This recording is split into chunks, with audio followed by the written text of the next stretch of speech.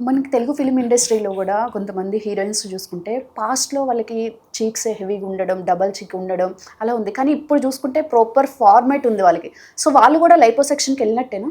చాలా మటుకు వెళ్తారండి. And it's not a taboo thing anymore. ఇంతకుముందు ఒకప్పుడు ఏంటంటే అదేదో టబూ సబ్జెక్ట్ లాగా లైపోసెక్షన్ అంటే ఓ కాస్మెటిక్ సర్జరీయా ఇలా ఆలోచించేవాళ్ళు. ఇప్పుడు ఎవ్రీబడీ ఈజ్ అంటే aware of it and everybody is accepting it. It's not something ఏదో చేయించుకోకూడని ప్రొసీజర్ ఏం కాదు.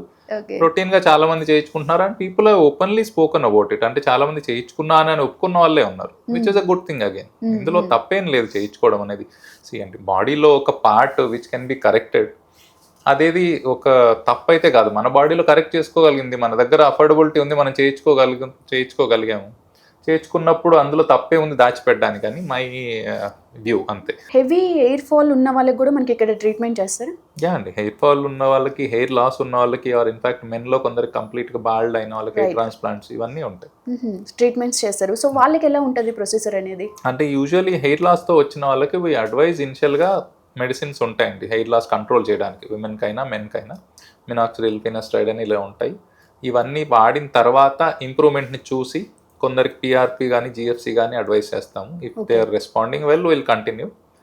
ఇదంతా అయిన తర్వాత వాట్ ఎవర్ రిజల్ట్ కమ్స్ దాని తర్వాత నెక్స్ట్ స్టెప్ ఉంటదండి. అంటే కొంతమందికి వీటితోటే వాళ్ళకి కావాల్సిన హెయిర్ లాస్ అదంతా కరెక్ట్ అయిపోతది. కొందరికి లేదు ఇంకా కొంచెం ప్యాచ్ ఉంది, పెండింగ్‌గా ఉంది అంటే వాళ్ళకి హెయిర్ ట్రాన్స్‌ప్లాంట్ ప్లాన్ చేయొచ్చు. సో మీరు ఇందాక చెప్పారు ఇంటర్నేషనల్ క్లయింట్ అని చెప్పేసి. సో నేను కూడా విన్నాను most of the international people కూడా మన ఇండియాకొచ్చి కాస్మెటిక్ ట్రీట్మెంట్ చేయించుకుంటున్నారు. ఎందుకని? సింపుల్ అండి. ఏం లేదు. Simple logic. మన దగ్గర ఇక్కడ సపోజ్ ఒక ట్రీట్మెంట్ అనుకుందాం. ఏదైనా సర్జరీ అనుకోండి. ఒక $2000లో మాట్లాడుకుంటే ఒక $2000 దాకా అవుతది అనుకుందాం. Okay. The same procedure in US will cost $25,000. Okay. So ఈజీగా ఒక 10-12 టైమ్స్ ఈజీగా ఉంటది మనకు. మనం ఇక్కడ జరిగే ప్రొసీజర్స్‌కి. సో చాలామంది ఏంటంటే అక్కడ నుంచి వచ్చి ట్రావెల్ చేసుకొని ఇక్కడ స్టే చేసి 1 వీక్ చేయించుకొని వెళ్ళినా కూడా అందులో 50% కూడా అవ్వదు.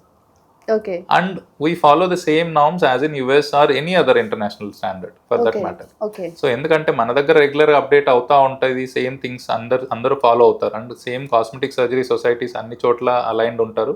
అందరికీ సేమ్ గైడ్లైన్స్ వస్తూ ఉంటాయి. So procedure wise it's not going to differ any much. Okay. So అలాంటప్పుడు అక్కడ ఎందుకు అంత ఖర్చు పెట్టడం అనే ఎవరైనా ఇక్కడికి వస్తారు ఇండియాలో.